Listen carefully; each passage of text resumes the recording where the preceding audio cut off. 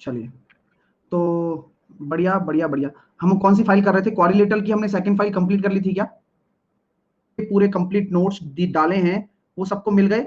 Geometry की A4 की PDF जो सबको दी है वो सबको मिल गई? सब ठीक है, बढ़िया है, पहले से बेटर, ठीक है ना? हाँ, तो काफी मेहनत की गई है उसके ऊपर, तो रिजल्ट अच्छा निकल कर आया मेहनत के बाद, है ना? चलिए आइए, अपडेट में मिलेगी। जो विद्यार्थी मेरे साथ अभी जुड़ रहे हैं, नए के नए हैं, वो अपडेट में जाकर उस PDF को ले सकते हैं, और ठीक है ना? आइए, तो अभी ज्योमेट्री हमारा चल रहा है, फिर मेंसुरेशन भी स्टार्ट होगा, है ना? तो जो भी नए विद्यार्थी जितने भी जुड़ रहे हैं उनको बता देना चाहता हूँ, परसों से हो रहा है शायद मेंसुरेशन स्टार्ट, परसों से अपना मेंसुरेशन स्टार्ट हो रहा है, 28 से हो रहा है ना, 29 से हो रहा है, तो 29 से अपना मेंसुरेशन स्टार्ट हो रहा है, तो मन लगाकर पढ़ेंगे, जोरदार वाला, ठीक है डियर? चलिए, ओके, तो चलिएगा स्टार्ट करते हैं चीजों को, पहले सेकंड फाइल को कंप्लीट करते हैं। हाँ, वहां से अगर रेगुलर रहोगे तो सारे टॉपिक आएंगे ही, क्योंकि फिर जो नया फाउंडेशन बैच आएगा उसमें मैं वो टॉपिक लूंगा जो मैंने अभी तक यहाँ भी नहीं कराए हैं, पहले मैं वो वाले टॉपिक निपटाऊंगा उसमें, जैसे कि अपने वेन डायग्राम हो गया, टिग्नोमेट्री हो गया, जो भी सारे टॉपिक बाकी हैं वो सारे हम निपटाने वाले हैं, ठीक है ना? जैसे कि मेंसुरेशन के बाद नया फाउंडेशन बैच ही आने वाला है, जस्ट उसके बाद नया बैच ही आएगा। कौन सा क्वेश्चन है डियर? 5 बजे रहेगी टाइमिंग, टाइमिंग 5 बजे ही रहेगी। PDF बहुत अच्छी, बहुत ही अच्छा है सर, थैंक यू। नोट्स बहुत अच्छे हैं sir, thank you so much. मैं इसलिए कहा था ना कि थोड़ा सब्र करना, मैं तुम्हें दे दूंगा, तो टाइम लग रहा था, लेकिन मैंने वो सब कुछ बेहतर से बेहतर करने की कोशिश की है ना?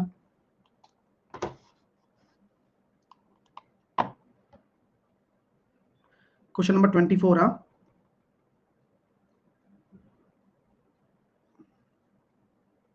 26। अरे यार, ये तो निपट गया, ये तो पूरी होगी फाइल, इसमें कहाँ है? थर्ड फाइल आएगी, मैं तभी तो पूछ रहा था, मैंने कहा उसमें कुछ रहा ही नहीं है, खामोखा मतलब मुझे बेवकूफ बना दिया तुमने। थर्ड फाइल आएगी पूरा, फिर लास्ट में वो वाला क्वेश्चन किया था बड़ा सारा। चलिए डियर, अब करते हैं थर्ड फाइल, और इसका आंसर आप मुझे बताएं कि क्या होने वाला है। ABCD आपका एक समलंब है, जिसमें समांतर भुजाएं आपके सामने AB दे रखा है, DC दे रखा है, E और F असमांतर भुजाओं का मध्य बिंदु है, तो ABFE का क्षेत्रफल EFCD के क्षेत्रफल से अनुपात। तो काफी अच्छा क्वेश्चन है, आइए समझाता हूं, बड़ा मजा आएगा ऐसे क्वेश्चन को करने में आपको। तो सर देखो, आपने बनाया एक ट्रेपेजियम, और ट्रेपेजियम आपने बोल दिया ABCD नाम से एक ट्रेपेजियम है। AB आपका छोटा है, तो AB आप ऊपर लेना होगा आपको, और CD आपको नीचे लेना होगा। आपसे बोला जा रहा है E और F असमांतर भुजाओं के मध्य बिंदु हैं, यानी कि दो असमांतर भुजाएं ये हैं, इनके मिड पॉइंट आपके क्या बना दिया आपने? E बना दिया एक, F बना दिया एक। और जिन भी बच्चों को समझ में नहीं आता है उसका रीजन भी मेरे पास है। रीजन क्या है कि हम यहाँ पर ध्यान से क्वेश्चन को नहीं पढ़ते हैं, ठीक है? तो क्वेश्चन को ढंग से पढ़ोगे ना तो अपने आप पता लग जाएगा। तो जिनको भी नहीं समझ में आ रहा है तो मैं उनसे एक रिक्वेस्ट करूंगा कि प्लीज थोड़ा ढंग से पढ़ लें क्वेश्चन को। तो ये भी मिड पॉइंट है डियर, और ये भी मिड पॉइंट है। अब देखो कितना मजा आने वाला है, क्योंकि आपको ये सब कुछ बताया हुआ है मेरे द्वारा और पढ़ाया हुआ है। मैं आपसे कहता हूं कि ये अगर 2 सेंटीमीटर है गुरुजी, तो DC हमारा 3 सेंटीमीटर है। तो आपसे बोला गया है ABEF और EFCD का क्षेत्रफल का अनुपात आपको बताइए, ठीक है? अब यहां तक हम कहते हैं, तो EF निकालने में मुझे कोई खासा तकलीफ नहीं है। EF भी मैं निकाल सकता हूं, जो कि कितना होगा? 2 और 3 5/2 सेंटीमीटर। कोई दिक्कत? 5/2 सेंटीमीटर, किसी को कोई दिक्कत?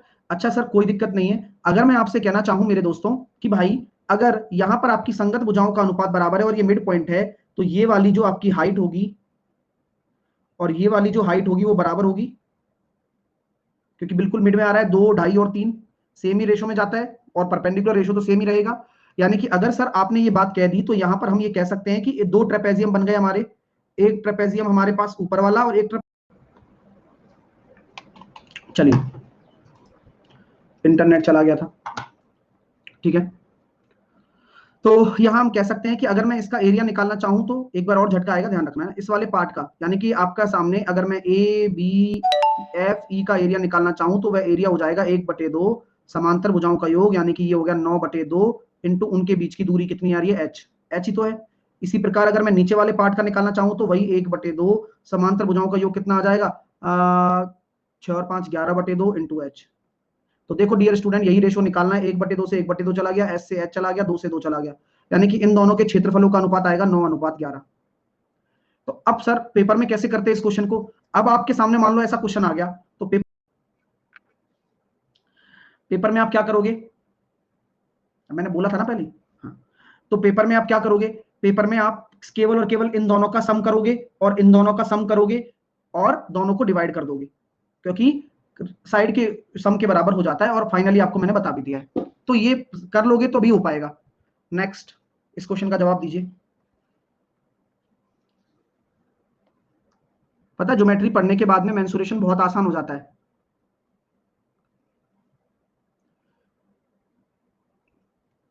क्योंकि आधी से ज्यादा चीजें पैरेललोग्राम की ज्योमेट्री से मेंसुरेशन से रिलेटेड होती हैं ज्योमेट्री में।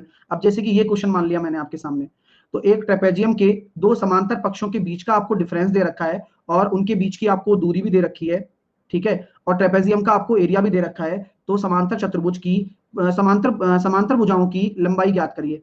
अभी ज्ञात करते हैं सर। तो यहाँ पर आपके सामने क्या है कि दो आपके सामने ट्रेपेजियम है और दोनों समांतर पक्षों के बीच का अंतर आपको 4 दे रखा है। अंतर का मतलब आपको समझ में आता है क्या? अंतर का मतलब ये होता है कि सर अगर ये मान लो x है तो ये x प्लस 4 हो जाएगा भाई, ज्यादा हो जाएगा और क्या, है ना, ये अंतर हो गया। आप x माइनस 4 भी लिख सकते हो, ऐसा कोई जरूरी नहीं है, लेकिन हम प्लस को प्रेफर कर लिया, तो ऐसा कोई जरूरी नहीं है कि मैंने प्लस 4 लिखा है तो आप भी प्लस 4 लिखो, आप x माइनस 4 लिख दो, फर्क नहीं पड़ेगा डियर उससे कुछ। ठीक है मेरे दोस्तों, चलिए, तो सर यहां तक तो समझ में आ गया। कृपया करके जो भी विद्यार्थी को मैं बता रहा हूं कि कोई फालतू कमेंट ना करे, केवल क्वेश्चन से रिलेटेड करे। हम अभी क्वेश्चन पे ध्यान दे रहे हैं ना, तो मैं कमेंट पे ध्यान नहीं दे पाऊंगा। चलिए, अब यहां बोला जा रहा है सर उनके बीच की लंबवत दूरी भी आपको दे रखी है। लंबवत दूरी क्या है, ये है, और ये कितनी है, 19 है। तो एरिया क्या होता है, लगा दो, कुछ भी तो नहीं है प्रश्न में। 975 अगर एरिया है तो वह होता है 1/2 समांतर भुजाओं का योग, यानी कि 2x प्लस 4 इंटू उनके बीच की दूरी। तो 19 से हमने काटा, 19 दूनी 38, बचे कितने, 9, 25, ये हो गया 50, 50 में से 4 गए तो 46, x की वैल्यू कितनी निकल कर आ गई, 23, यानी कि एक भुजा 23 निकल कर आ गई, तो एक भुजा निकल कर आ जाएगी 27। तो ऐसा कुछ भी नहीं था। और कृपया करके जिस भी विद्यार्थी को लगता है कि मैं तो x माइनस 4 मानूंगा, तो आंसर यही आएगा, आप चेक करके देख लेना। नेक्स्ट, ये भी अच्छा क्वेश्चन है। तो ट्रेपेजियम का आकार का जो आपको क्षेत्रफल दे रखा है ये है, उनकी लंबवत दूरी दे रखी है और भुजाओं का अनुपात दे रखा है, तो यही आपको 5x मानना है और 3x मानना है। तो क्या होता है, 1440 बराबर 1/2 समांतर भुजाओं का योग इंटू उनके बीच की दूरी 24। तो इससे मैं काटूंगा इसको 12 बार, 12 से मैं काटूंगा 120 बार, x बराबर निकाल दूंगा 15। तो समांतर भुजा की लंबाई बताओ भाई, तो 15 5 75 होगी और 15 3 45 होगी। तो लॉन्गर साइड पूछी गई है, समांतर भुजा की बड़ी लंबाई बताओ ना, तो बड़ी पूछी जा रही है तो हम बड़ी मान लेते हैं, 15 5 75 आ गया। चलिए,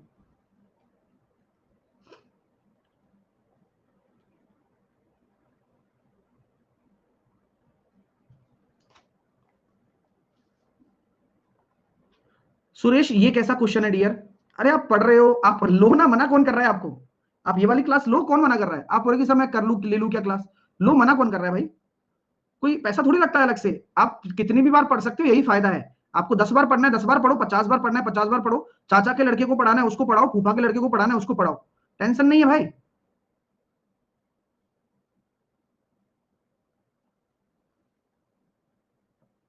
चलिए, एबीसीडी एक समांतर चतुर्भुज है, आराम से, टेंशन मत लो, बढ़िया पढ़ाई करो, कोई टेंशन है तो मेरे से बोलो, कोई पढ़ाई से रिलेटेड, ऐसे नहीं कि सर गर्लफ्रेंड चली गई है, ये चली गई, वो टेंशन मेरी नहीं है भैया।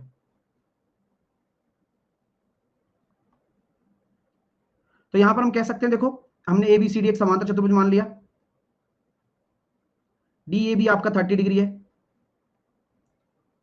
तो बीसी आपको 20 दे रखा है, ए बी बराबर आपको 40 दे रखा है, तो आपसे समांतर चतुर्भुज का एरिया पूछा गया। अब ये भी अच्छा क्वेश्चन है, आप भी जानते हैं मैं भी जानता हूं, तो सर कैसे करूं बताओ इस प्रश्न को? मैंने कहा यार देखो, एरिया ऑफ पैरेललोग्राम कुछ बताया था, याद करो, कि ये 40 है तो ये वाला भी 40 होगा, और ये 20 है तो ये वाला भी 20 होगा। और आपको पता है कि किन्हीं दो भुजाओं के बीच में अगर एक थीटा दे रखा है तो हम वैसे तो हाफ करते हैं ना भाई। आपको पता है ना कि समांतर चतुर्भुज की खास बात नहीं पता होगी आपको, आप कहां जानते हो इस प्यारे से समांतर चतुर्भुज को। मैं समझाता हूं, ये वाला एंगल कितना हो जाएगा, आमने सामने वाले एंगल बराबर होते हैं, तो ये वाला एंगल कितना हो जाएगा, 150 हो जाएगा। तो ये भी समांतर भुजाएं हैं तो ये भी कितना हो जाएगा, 30 हो जाएगा। क्यों? क्योंकि समांतर भुजाओं में आंतरिक कोणों का योग 180 होता है, तो ये भी 150 हो जाएगा। तो समांतर चतुर्भुज में आमने सामने वाले कोण आपस में बराबर होते हैं। अगर मैं इसको डायगोनल डाल देता हूं तो क्या मैं ये कह सकता हूं कि ये भी एक अपना ट्राइंगल बन गया? तो कोई अलग से आया नहीं वो फॉर्मूला, ये तो ट्राइंगल वाला ही फॉर्मूला है जहां पर दो भुजाएं दे रखी हो, लेकिन उसमें क्या होता है 1/2 दोनों आसन्न भुजाओं का गुणनफल और उनके बीच में एंगल। तो ये हो गया sin 30। sin 30 की वैल्यू होती है 1/2, लेकिन इसको मैं डबल कर दूं क्या? हाँ, क्योंकि ये वाला और ये वाला एक दोनों को जोड़ोगे ना तो ये डबल हो गया। अब आपका राइट आंसर कितना आ गया? 800/2 400, तो 400 आपका राइट आंसर। ये भी अच्छा प्रश्न है, पेपर में आता है तो ध्यान रखिएगा। ठीक है, सब सीख जाओगे ये सारे, इतनी प्रैक्टिस आपको मिल रही है अभी एडवांस मैथ की कि आपको कॉन्फिडेंस आ जाएगा एडवांस मैथ में। ये लीजिए, इस प्रश्न को करिए।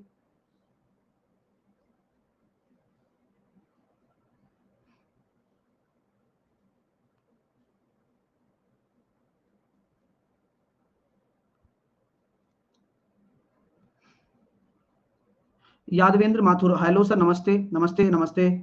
मुझे मैथ एकदम बेसिक टू एडवांस करनी है, तो आपका कौन सा कोर्स ज्वाइन करूं? डियर, मेरा एक ही कोर्स है जो कि यही चल रहा है ना। अब आप बिलीव नहीं करोगे यादवेंद्र, अब ये ज्योमेट्री है, शायद इसको 1.5 महीना हो गया होगा या उससे भी ज्यादा। तो सोचो कितने सारे समय के लिए एक चैप्टर को दिया जा रहा है, तो बेसिक तो हो ही रहा होगा, तभी तो कर रहे हैं, इतना टाइम दे रहे हैं।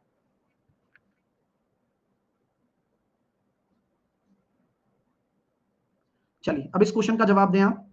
बोलिए, बहुत अच्छा प्रश्न है, प्लीज सब लोग सामने देखा करो, यहां ध्यान दो, क्योंकि हर क्वेश्चन कुछ सिखा कर जाएगा। एक समबाहु त्रिभुज बोला गया है, एक वर्ग बोला गया है और एक वृत्त बोला गया है जिसके समान परिमाप है। तो समबाहु त्रिभुज की भुजा को अगर मैं ए मानता हूं तो उसका पेरीमीटर ये हो जाएगा, वर्ग की भुजा को मैं अगर बी मानता हूं तो उसका पेरीमीटर ये हो जाएगा और 2πr हो जाएगा। प्लीज मुझे बताओ, यहां तक आप में से किसी को कोई आपत्ति है क्या? ये मैं जो लिखा है उसमें कोई दिक्कत? प्लीज, ये ए क्या है? ए आपकी साइड है इक्विलेटरल ट्राइंगल की, side of equilateral triangle. B आपका क्या है? साइड ऑफ स्क्वायर, वर्ग की भुजा। ठीक है, तो परिमाप ये हो गया, इसका ये हो गया, और तीनों बराबर बोल रहा है, संख्यात्मक मान तीनों बराबर है। अब क्या बोला जा रहा है कि टी क्षेत्र, त्रिभुज के क्षेत्र एस वर्ग और सी, मतलब टी आपका जो है वह त्रिभुज का क्षेत्रफल है और एस आपका वर्ग का क्षेत्रफल है और सी आपका वृत्त का है। सी आपका वृत्त का क्षेत्रफल दर्शाता है, ये वृत्त का क्षेत्रफल यहां आएगा। ठीक है, आइए, अब समझ में आ गया ना? यानी कि आपको टी, एस और सी, ये स्क्वायर का है, ये ट्राइंगल का है और ये सर्कल का है। अब इनके एरिया के बीच में रिलेशन निकालना है। तो मेरे प्यारे विद्यार्थियों, मैं क्या करूं यार, कहां जाऊं, कैसे जीऊं? भाई ऐसा कर लो, भाई ऐसा कर लो कि एक ऐसी क्वांटिटी मान लो डियर, एक ऐसी क्वांटिटी मान लो जो 3 से भी कटे, 4 से भी कटे और 2π से भी कटे। 2π मतलब 22/7 मानो, 22 से भी कटे, 3 से भी कटे और 4 से भी कटे। 12 ले लो। 12 क्यों लें? 12π ले लेते हैं, फिर पाई की वैल्यू तो रखनी पड़ेगी ना यार। 12 मत लो, ऐसे मत करो। तो हमने देखा सर 22 से भी कटे, तो यहां हम कह सकते हैं सर 132 चलेगा। 132 माना है मैंने, कोई दिक्कत है क्या आपको? आप बताओ। कोई दिक्कत नहीं है, मान लो ना, क्या फर्क पड़ रहा है? सर ऐसा क्यों कर रहे हो? अरे भाई, प्रयोजन सिद्ध करने के लिए। देखिए, ए की वैल्यू कितनी आ जाएगी यहां से? ए की वैल्यू निकल कर आ जाएगी यहां से 132/3। लेंदी नहीं हो जाएगा क्या? और कोई शॉर्ट तरीका देखते हैं, काफी लेंदी हो जाएगा यहां से ना। छोड़ो, मानना वानना छोड़ो, आप तो बस सीधा सीधा लिखो। इसका एरिया कितना होता है? √3a²/4 होता है। हाँ, वर्ग का क्षेत्रफल कितना होता है? भुजा स्क्वायर, यानी कि बी स्क्वायर, है ना? तो इस बी को मैं लिख सकता हूं क्या? 3a/4 का होल स्क्वायर। सबको ए में बना दो, आप तो मस्त रहो। ठीक है, चलिए। और इसमें सर्कल का एरिया था πr², तो पाई तो है ही, और आर की वैल्यू ए की टर्म में रखोगे तो कितना आ जाएगा? 3/2π, यानी कि 9/4π²। आओ सर सॉल्व कर लेते हैं, आओ सर सॉल्व कर लेते हैं। सर ये यहां आ गया, ये कितना आ गया? 9a²/16, और ये पाई इंटू 9/4, पाई की नहीं पाई, पाई से पाई गया, और ये कितना हो गया सर? 9a² तो है ही, हाँ a² तो है ही, और 4π यानी कि 4π की वैल्यू 3.14। अब यहां तक आप में से किसी को कोई दिक्कत है तो बताओ मेरे को, पहले तो ये बताओ सर यहां दिक्कत है हमें। किसी को कोई परेशानी है क्या? बोले गुरुजी नहीं है। क्या परेशानी है? अब आप देखो कि भैया आपका √3/4 बड़ा है, या आपका 9/16 बड़ा है, या आपका 9/12 बड़ा है। तो देखो दोस्तों, यहां तो मैं निश्चित हो गया हूं, सेकंड में ए स्क्वायर होगा, सब में ए स्क्वायर होगा, यहां भी ए स्क्वायर ही है, ठीक है। तो मैं ये कहता हूं, देखो ये तो मुझे पता लग गया कि सर्किल का क्षेत्रफल इस स्क्वायर के क्षेत्रफल से तो ज्यादा होगा। तो सर्किल का क्षेत्रफल स्क्वायर के क्षेत्रफल से ज्यादा होगा, यानी कि ये तो आंसर होगा नहीं, ये भी नहीं होगा आंसर, ठीक है। अब √3/4 की अगर हम बात करते हैं, तो आप मुझे बताओ ये ट्राइंगल का एरिया है, ये कितना आ रहा है? हाँ, 1.732/4, तो ये करीबन 0.4 के करीब आएगा। और 9/16 कितना आ जाएगा भैया अपना? 9/16 को अगर हम कैलकुलेट करते हैं, तो 9/16 अपने पास हो जाएगा करीबन 6.25, 6×9 = 54.5, ठीक है, ज्यादा है, यानी कि आंसर ये हो गया सी। तराजू कंसेप्ट लगा दिया डायरेक्टली, तो ये काफी इंटरेस्टिंग भी है और अच्छा भी लग गया ये, ठीक है। तो क्वेश्चन ये बहुत पॉपुलर क्वेश्चन है, मेंस में आया हुआ है, ये ध्यान रखना।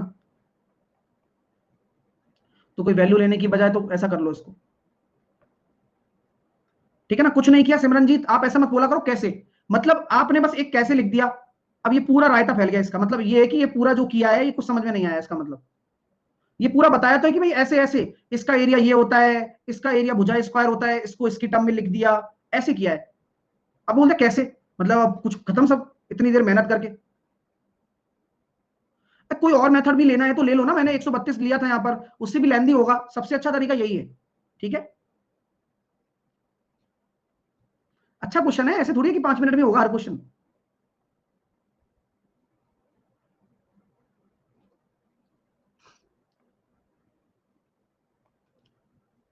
ज्योमेट्री के टोटल कितने क्वेश्चन हो गए होंगे अपने?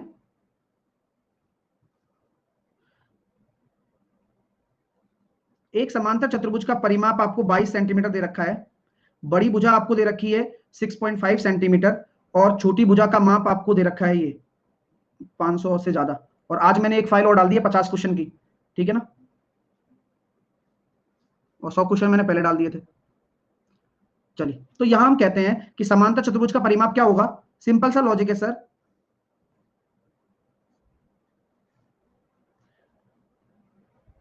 ये ए है, ये बी है, इसके आमने सामने की भुजा बराबर होती है, यानी कि ये हो गया 2a + b बराबर 2, 22 होगा ना, परिमाप तो यही होता है पूरा जोड़ने पर। तो a + b की वैल्यू कितनी हो गई? 11। बड़ी भुजा की माप पता है आपको 6.5 दे रखी है, तो छोटी भुजा की माप निकाल दो, आंसर आ जाएगा 4.5। आसान था ये, तो ये जल्दी हो गया। नेक्स्ट, एक समांतर चतुर्भुज का एक कोण उसके आसन्न कोण का 2/3 है, तो आप ये कह सकते हो ना कि आसन्न कोण का 2/3 है। आसन्न कोण अगर आपने 3x मान लिया, तो एक कोण आपका कितना हो जाएगा? 2x हो जाएगा। और आपको ये पता होगा दोनों आसन्न कोणों का योग कितना होता है? 180, यानी कि 5x बराबर आपका कितना हो गया? 180 डिग्री। x बराबर कितना हो गया? 36। आपसे पूछा है बड़ा एंगल, यानी कि 36 या 108। अब कुछ बच्चे पूछेंगे सर कैसे, तो कैसे का इलाज तो भाई ऐसे है कि धीरे धीरे समझो अब आप, और थोड़ा सा तेज तो होना ही पड़ेगा। खैर, आसन्न कोण का 2/3, तो मैं पता है किसकी पूछता हूं, मैं क्वेश्चन से क्वेश्चन पूछता हूं। मैंने कहा भाई किसका? आसन्न कोण का। तो आसन्न कोण इसको मान लो आप 3x। आपने 3x क्यों माना? 2/3, यानी कि नीचे 3 आ रहा है ना, तो आप 3 को काटने के लिए 3x मान लिया, तो आपका दूसरा कोण कितना हो जाएगा आसन्न? 2x हो गया अपने आप। चलिए, इसीलिए ऐसा करते हैं, ठीक है। और इनका सम कितना होता है आपस में? 180 होता है, ये जानते हो आप। नेक्स्ट, एबीसीडी आप एक रोम्बस है, ठीक है। एबीसी आपका 50 है, और एसीडी का मान बताओ।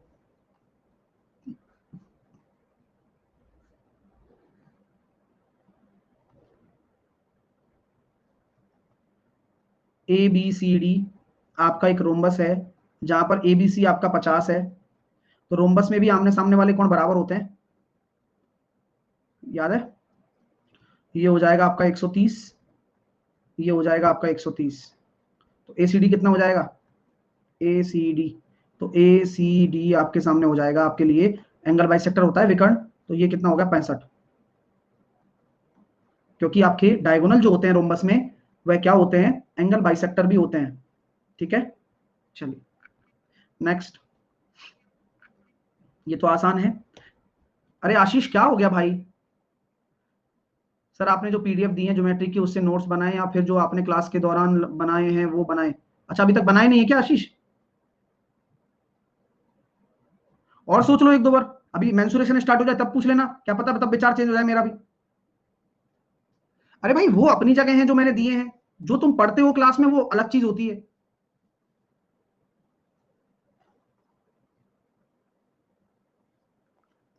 जो मैंने पढ़ाया तो उस टाइम क्या देख रहे थे क्या? अभी अगर आप दोबारा नए हो तो आपके पास दो विकल्प हैं, आप जो क्लास में पढ़ते हो वो तो पढ़ना ही है ना। आप ये बताओ मैं आपको बुक दे दूं तो आप बुक से ज्योमेट्री पढ़ पाए हो क्या? वो सब चीज लिखी हुई है नहीं। इसलिए क्लासरूम जो आप क्लास देखोगे ना तो वो क्लास को क्लास रहने दो और नोट्स को नोट्स की तरह रखो। और फिर बाद में जब कंपाइल करोगे दोनों को, जैसे कि क्विक रिवीजन करने करके जाना है आपको पेपर में, तो पेपर में आप उसको फिर एक बार देख के चले जाओ नोट्स को। तो थोड़ा सा समय लगेगा लेकिन चीजें बेहतर निकल कर आ जाएंगी।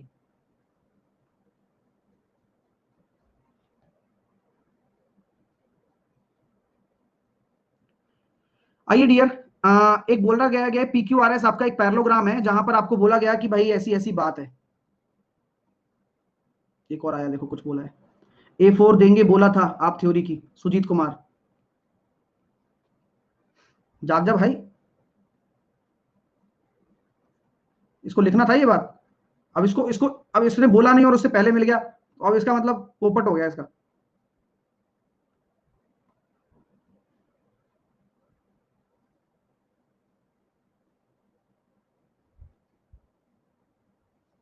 चलिए, तो यहां तक हमने देखा कि sir P Q R S आपने एक बना दिया समांतर चतुर्भुज, तो मैंने इसको पी मान लिया, इसको मैंने क्यू मान लिया, इसको मैंने आर मान लिया, इसको मैंने एस मान लिया। अब बोला जा रहा है कि भैया एक पी एक्स है और एक क्यू वाई है, क्रमशः पी और क्यू से एस आर पर डाले गए लंब हैं। यानी कि पी से आपने डाला पी एक्स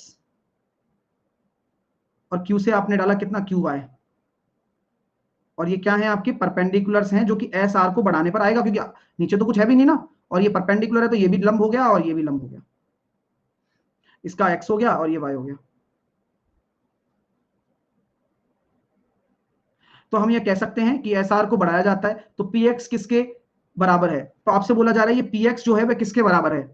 क्या ये क्यू वाई के बराबर है? वो दिख ही रहा है, वो तो दिख ही रहा है ना, इसमें कौन सी बड़ी बात है। यहां पर अगर आप ट्राइंगल पी एस एक्स को ले रहे हो और यहां पर ट्राइंगल अगर आप क्यू आर वाई को ले रहे हो, तो आप देख सकते हो कि यहां पर ये भुजा इस भुजा के बराबर है, ये आपका लंब इस लंब के बराबर होगा निश्चित तौर पर। तो यहां पर आपके सामने ये बात भी सत्य हो गई कि आपका जो पी एक्स है वह क्यू वाई के बराबर होगा। इतनी रामायण करने की कोई जरूरत नहीं थी, क्योंकि ये दोनों ट्राइंगल आपस में क्या है? सर्वांग समय, कॉन्ग्रुएंस है, कॉन्ग्रुएंस। ठीक है, ये 90 डिग्री हो गया, ये भी 90 डिग्री हो गया। नेक्स्ट करो इसको,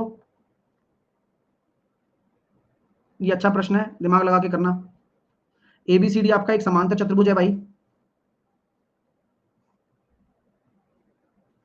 अरे राहुल, मैंने नोट लिखाया है आपको, उसको जाके पढ़ो अभी, ठीक है।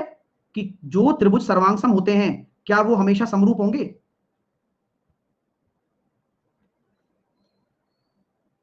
देखो नो बताओ, नो करना है, ऐसा करो जाकर पढ़ो पहले। हमेशा होते हैं, पता है, सर्वांग सम जो त्रिभुज हैं वो हमेशा समरूप होंगे, लेकिन जो आपस में सिमिलर हैं यानी कि जो आपस में समरूप हैं क्या वो हमेशा सर्वांग सम होंगे? ऐसा नहीं है, ये कहानी है।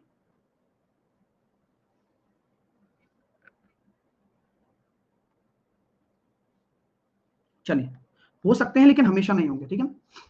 आइए, तो यहां पर हम यहाँ कह सकते हैं एबीसीडी, अब आरसीबी फॉर्म में आ रही है भैया, एबीसीडी। चलो, आपके लिए क्या है, एक समांतर चतुर्भुज है भाई।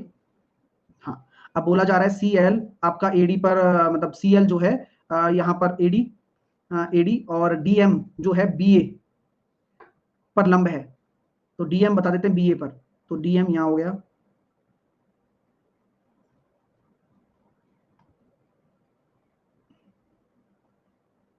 आइए, अब सी एल को कहाँ डालूं? एडी पर, यहाँ डालना पड़ेगा।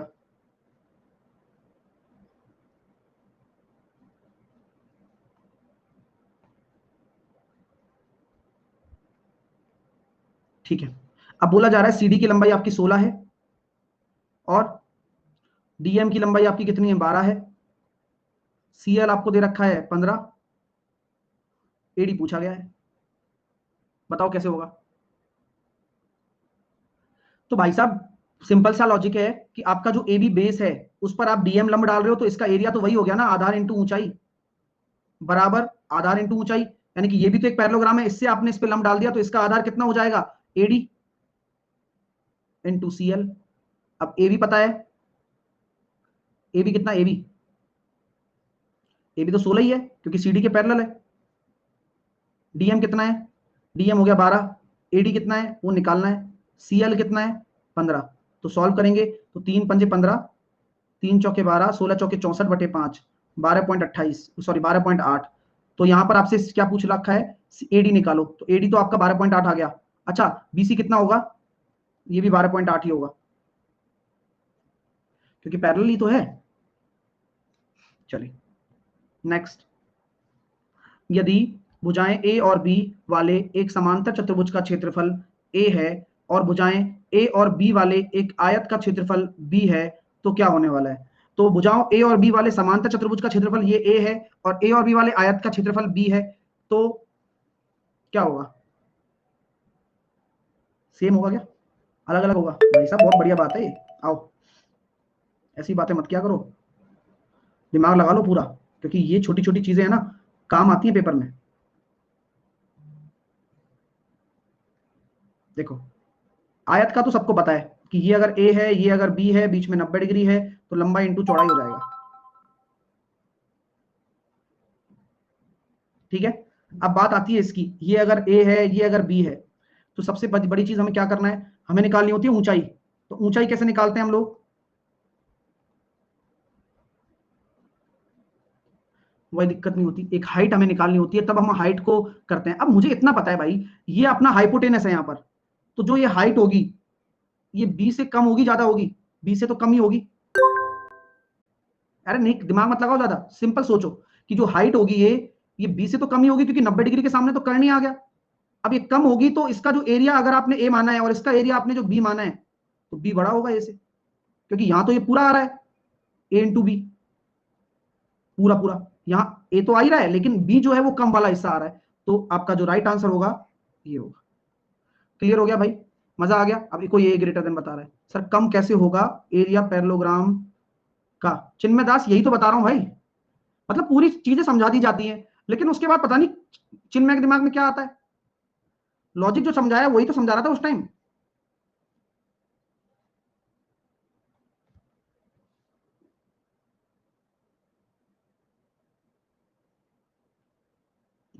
आसन्न भुजाओं, असमान आसन्न भुजाओं वाला कोई भी चक्रीय समांतर चतुर्भुज अनिवार्य रूप से है, बोलो क्या है। तो एक चक्रीय समांतर चतुर्भुज बनाते हैं, चक्रीय समांतर चतुर्भुज, आसन्न भुजाओं, असमान आसन्न भुजाओं, यानी कि ये A है ये B है और चक्रीय समांतर अनिवार्य रूप से होगा, तो यहां हम कह सकते हैं भाई ये B है ये A है, तो आयत ही होगा। अगर वो पैरेललोग्राम को कंप्लीट कर रहा है तो वह केवल आयत ही बन सकता है और कुछ नहीं बन सकता, स्क्वायर हो नहीं सकता, रोम्बस हो नहीं सकता, ट्रेपेजियम की तो दूर दूर तक वो नहीं है, इसमें खुशबू भी नहीं आ रही है। नेक्स्ट सेम कंसेप्ट है, एक बच्चा कह रहा है स्क्वायर होगा ना,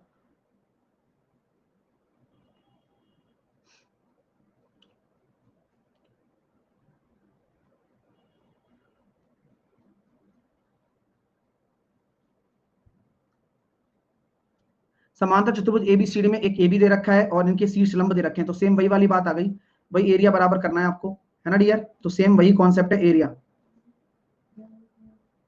ये बच्चा कह रहा है स्क्वायर कैसे नहीं होगा, मतलब ऐसा लगता है कई कबार कि मैं इनको पढ़ा रहा हूं या ये मेरे को बता रहे हैं कि स्क्वायर कैसे नहीं होगा, कैसे बोल दिया भाई तुमने। और ये 5-6 हैं, एक तो नैन्सी गुप्ता, एक अपना ये क्या नाम है नीतीश रमन, है 3-4 हैं बस, वही मतलब ऐसा कर रहे हैं कि वो चेक करने आ रहे हैं कि ये कैसे नहीं होगा, ये होना चाहिए। गणित में बदलाव की नई नींव रख रहे हैं ये 5 लोग।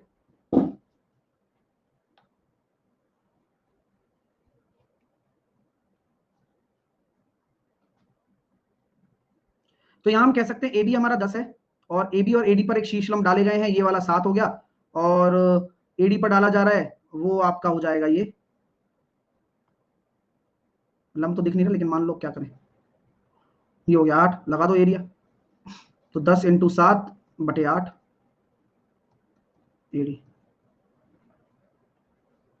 अच्छा, फिगर देखने से लग रहा था क्या, अतुल प्रताप कह रहा है।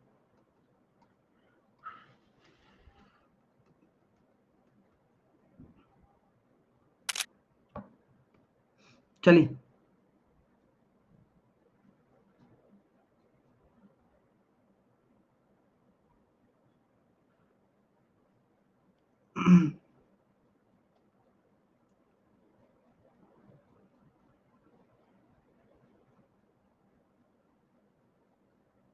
चलिए,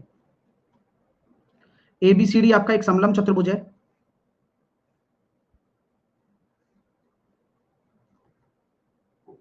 ये आपको बोला गया A B C D. A B बराबर 8 है, बी सी बराबर आपको 10 दे रखा है, सी डी बराबर आपको 12 दे रखा है, और ए डी बराबर आपको 16 दे रखा है।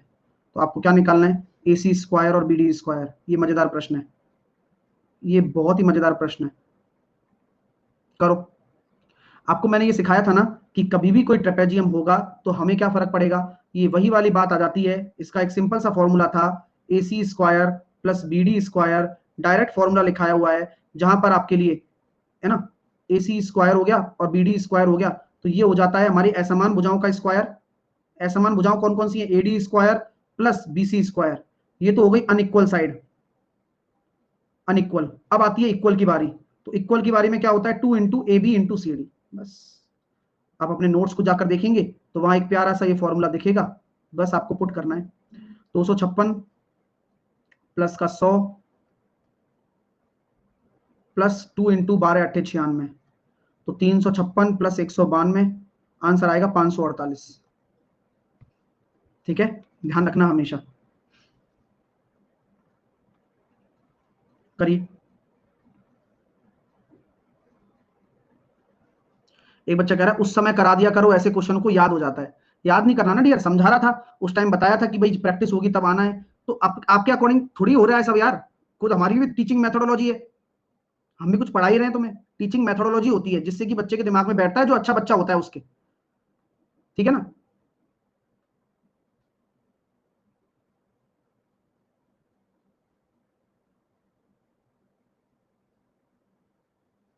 ये अच्छा क्वेश्चन है, कैसे करेंगे, दी गई आकृति में आकृति बनाइए।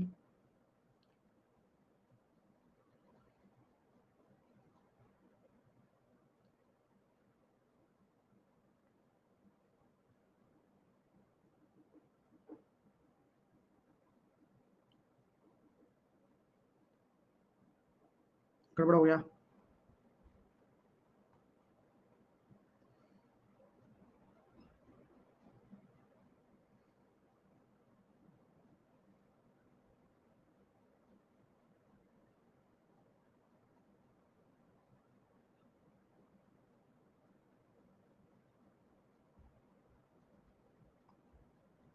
मेरे को बताओ क्या हो रहा है, मैं भी सुनूंगा, क्या बात होगी।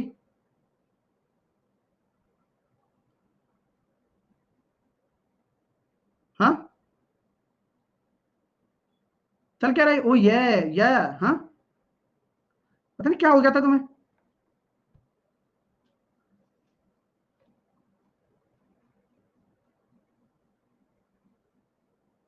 चलिए, तो यहां हम कह सकते हैं कि ये ई है, ये एच है, ये जी है, और ये एफ है। आपसे क्या बोला जा रहा है डियर, ये सारे आपके मिड पॉइंट हैं, किस किस के, ये अगर ओ पॉइंट है तो ये सब मिड पॉइंट है। तो आपको यार देखो यार, सब पता है आपको, ये करवाया हुआ है क्लास में, करवाया हुआ है ना। क्या बताया था, ई एफ निकालना है, ई एफ निकालना है, एफ जी निकालना है, जी एच निकालना है, एच ई निकालना है। तो मैं कह सकता हूं क्या कि अगर ये साइड आपकी ए है तो ये वाली साइड आपकी कितनी हो जाएगी डियर, a/2 हो जाएगी, क्योंकि मिड पॉइंट थ्योरम से अगर ये आपके सामने एक समांतर चतुर्भुज भी है तो ये भी a/2 हो जाएगी मिड पॉइंट थ्योरम से, है ना। यानी कि अगर ये बी है तो ये b/2 हो जाएगी, और ये बी है तो ये भी b/2 हो जाएगी। तो आपके सामने अगर सबका अगर आप जोड़ रहे हो तो वो कितना निकल कर आएगा, A B C D D A. तो ऊपर निकल कर आएगा a/2 b/2 c/2, तो यानी कि कुल मिलाकर जो रेशो होगा वह निकल कर आएगा 1/2 कुल मिलाकर, क्योंकि ऊपर वाला सारा आधे हैं और नीचे वाले पूरे हैं। एक बच्चा कह रहा है पैरेललोग्राम है, डियर फिर वही वाली बात, तुम्हें पता है पैरेललोग्राम है, मुझे भी पता है पैरेललोग्राम है। लेकिन मिड पॉइंट थ्योरम तो मिड पॉइंट थ्योरम होती है यार, उसको पैरेललोग्राम कुछ कुछ बिगाड़ थोड़ी रहा है। और मिड पॉइंट थ्योरम होगी तो पैरेललोग्राम ही तो बनता है। आप मिड पॉइंट थ्योरम के अगर ट्राइंगल को देखोगे तो एक तरीके से आप यही पाओगे कि यार ये आपके मध्य बिंदु को मिला दिया और इन दोनों को मिलाने के बाद ये इसके पैरेलल है, तो वो कंडीशन तो ये सेटिस्फाई कर ही रहा है ना बेचारा कि ये इसके पैरेलल है। चलिए,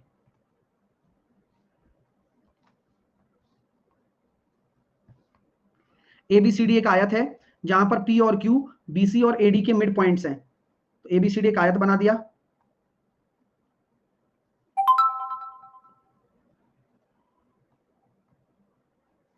पी और क्यू बीसी और एडी के मिड पॉइंट है।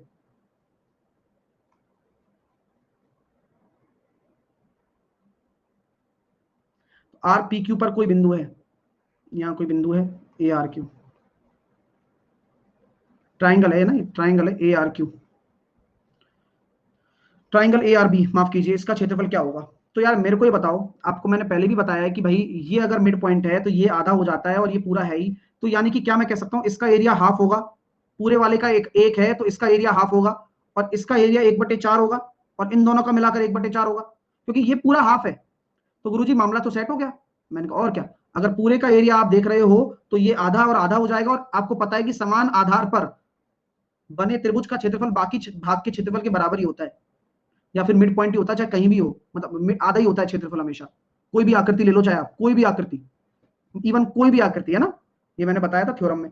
तो कारण वही है, लंब डालेंगे तो आधा आएगा, इसको निकालेंगे एल इंटू बी आएगा, या एल बी बाई टू आ जाएगा, तो वही वाली बात है। तो ये कितना हो गया, 1/4 हो गया फिर, तो आंसर आ जाएगा 1/4, क्योंकि मैंने पूरे को एक माना है तो 1/4 हो जाएगा। योगेश कह रहा है कि 1/6 होगा सर। योगेश आज समझाई दो यार, पूरा समझाओ यार योगेश।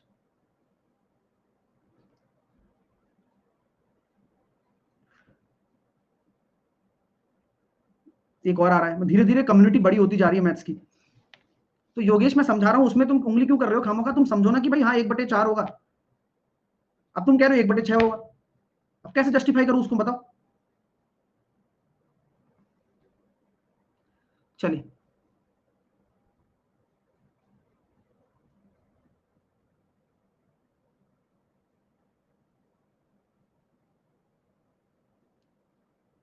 ये लो एक और बढ़िया क्वेश्चन।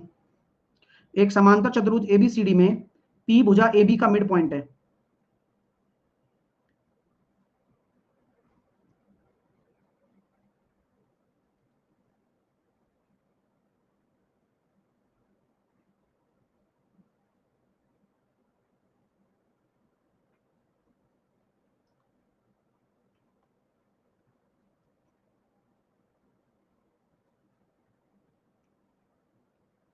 पी भुजा एबी का मिड पॉइंट है और ये आपने पी पॉइंट मान लिया, पी डी के समांतर है।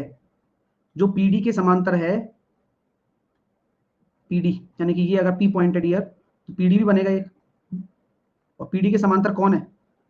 डीसी से बिंदु क्यू पर मिलती है और एडी को आर तक बढ़ाया जाता है। एडी को आर तक बढ़ाया जाएगा ना, इस एडी को आर तक बढ़ाया जाएगा, तो ये जो है ये ऐसे मिलती है। मजा आया क्या? डायग्राम बन रहा है।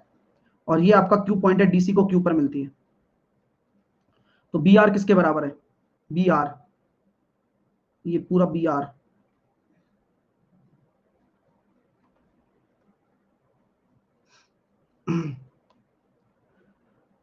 तो देखिए dear students, A R B आपके सामने है,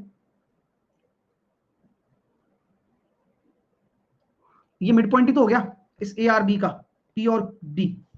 तो पीडी आपका इस बी आर के पैरेलल हो गया, पीडी आपका बी आर के पैरेलल हो गया है ठीक है ना। डी भी मिड पॉइंट हो गया ए आर का यहां पर डीसी भी आपका क्या है, पैरेलल है ए बी के, ये सब जानते हैं। तो सिंपल सी बात है, आपको बी क्यू बोल रहा है कि बी आर किसके बराबर है? अरे आधा ही हो गया ना भाई, 2BQ के बराबर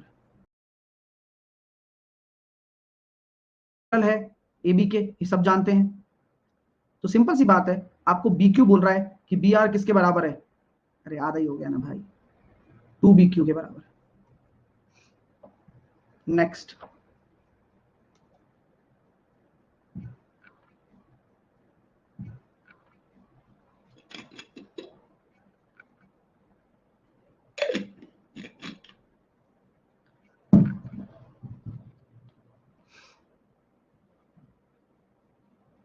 क्वेश्चन गलत है क्या कुणाली?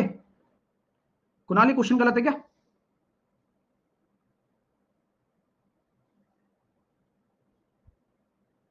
कुणाल कह रहा है।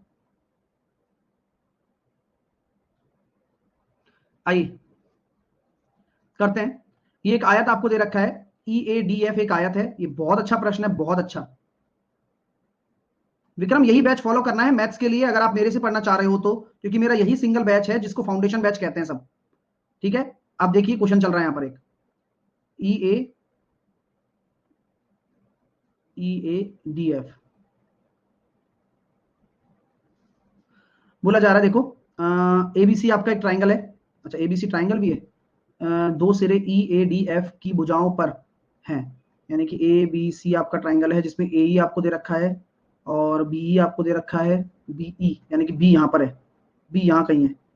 ठीक है ना, क्योंकि BE दे रखा है ना, तभी तो रिलेशन निकलेगा। और C यहाँ होगा, फिर ट्राइंगल बन रहा है। आइए, और ये आकृति भी आप बना सकते हो, बनाना चाहो तो। ठीक है, ये आकृति बन गई, वैसे मैंने ड्रॉइंग कर ली। ये B है, ये C है। चलिए, भुजा AB और BC के मध्य बिंदु को मिलाने वाली रेखा, भुजा AB और BC के मध्य बिंदु को मिलाने वाली रेखा भी निकाल देते हैं। आइए प्लीज थोड़ा सा ध्यान दीजिए। AE आपका 22 दे रखा है, तो यहां पर आपने 22 लिख दिया, और BE आपका 6 है, तो ये आपने 6 लिख दिया मेरे दोस्तों। ये अगर आपका 16 है तो क्या ये 6 हो जाएगा क्या, क्योंकि ऊपर वाला 22 है। BF आपका अगर 2 है तो ये पूरा आपका 8 हो जाएगा। अब राइट एंगल आयत है तो सारे कोण आपके जो हैं 90 डिग्री होते हैं, तो ये कितना हो जाएगा, AC आपका 10 हो गया, 6 8 10। ठीक है सर, इस ट्राइंगल ADC की बात कर रहा हूं। तो आपको क्या निकालना है, भुजा AB और BC के मिड पॉइंट, AB और BC का मिड पॉइंट, तो वह क्या होगा मिड पॉइंट थ्योरम से, 10 का आधा 5। कठिन है क्या, दिमाग लगाना है बस। नेक्स्ट, ये क्वेश्चन है, इसकी भी आकृति नहीं दे रखी यार है। चलो इसकी आकृति मैं बना देता हूं।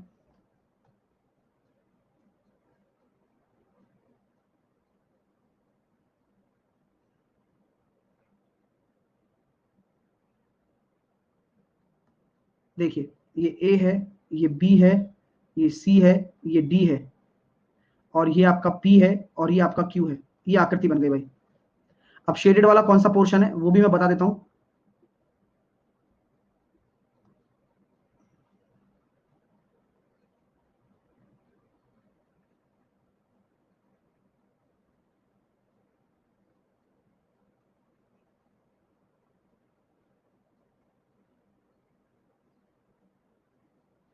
एक तो ये वाला पोर्शन हो गया शेडेड,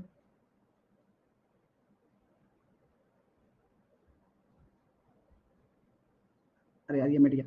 एक तो ये वाला है, ये वाला शेडेड है,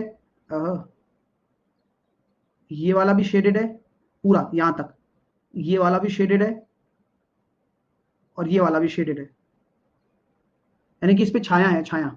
ठीक है, तो बाकी अनशेडेड लिखा हुआ है वो वाला पार्ट जो बचा हुआ है। तो अब आपको बताना है इसका क्या होगा। तो कैसे पता, अरे फिगर नहीं दे रखा नैन्सी गुप्ता, फिगर बनाया है मैंने और फिगर नहीं दे रखा था इसलिए लिखा है मैंने, कैसे पता। चलिए, हाँ हाँ लड़का है मुझे पता है ना।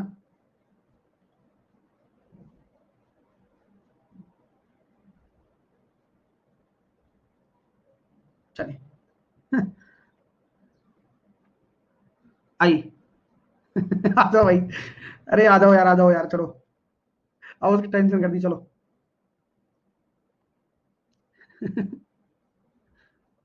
P और Q क्रमशः BC CD और BC के मिड पॉइंट है, यानी कि ये जो है ना दो पॉइंट, ये आपके क्या है मिड पॉइंट्स हैं। ये भी मिड पॉइंट है और ये भी मिड पॉइंट है। तो छायांकित भाग का क्षेत्रफल और गैर छायांकित भाग के क्षेत्रफल का अनुपात आपको बताना है। तो बताएं मेरे प्यारे दोस्तों।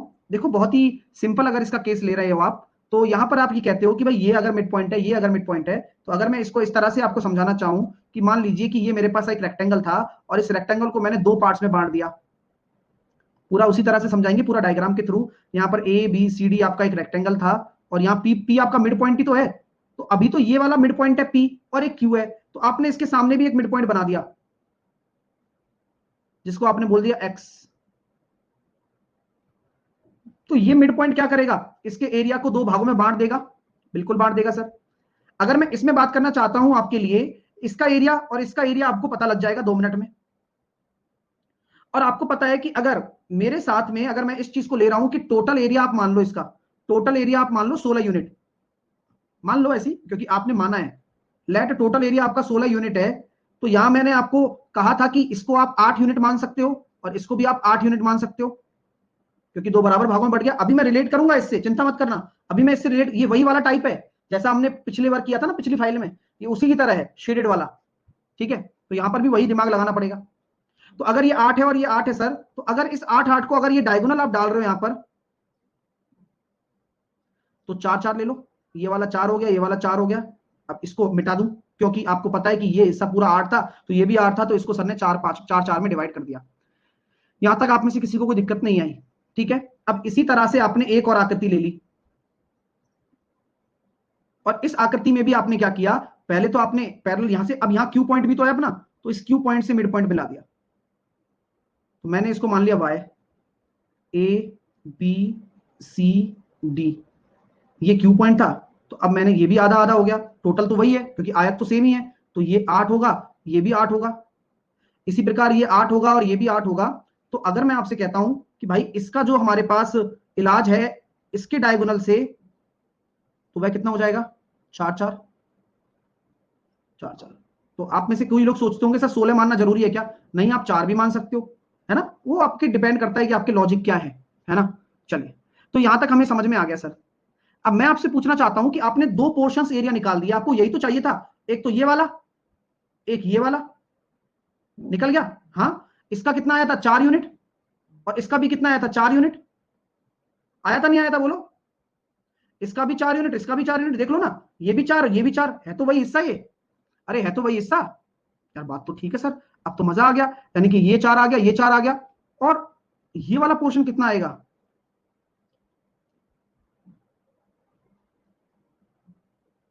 ये वाला पीसीक्यू, पीसीक्यू, बोलो, कोई बता सकता है आप में से? 2 यूनिट कैसे हुआ बताओ? पीसीक्यू 2 यूनिट कैसे हुआ? क्योंकि गुरुजी आपने यहीं पर ही बता तो दिया है, ये आपने यहीं पर बता तो दिया। अगर आप इसका और आधा कर देते हो, 4 का आधा, तो ये आपका कितना हो जाएगा, पीसीक्यू हो जाएगा।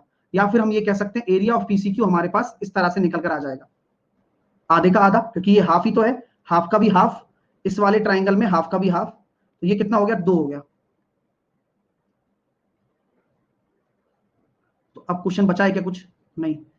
छायांकित भाग का क्षेत्रफल कितना है, 4 और 4 8 और 2 10, और टोटल कितना माना था, 16। तो 16 में से 10 घटा दो तो 6 बचेगा, तो 10/6 5/3। भाई गैर छायांकित यानी कि ये वाला, अब ये बचेगा कितना, ये 6 ही तो बचेगा। मजा आया? 5:3। तो ऐसे क्वेश्चन आपको सिखाते हैं, बहुत कुछ सिखाएंगे भी, और सीखते जाओगे तो कौन सा क्वेश्चन अटकेगा। तो ये क्वेश्चंस बाकी हैं कुछ, इनको भी निपटा लेते हैं अपन जल्दी से जल्दी, और मैंने सारी फाइल आपको डाल दी है, और 29 तारीख से मेंसुरेशन स्टार्ट करेंगे, तब तक हम प्रैक्टिस करेंगे। ठीक है, चलेगा। टेक केयर, ध्यान रखिएगा अपना, मिलते हैं रात को 8 बजे। Bye bye.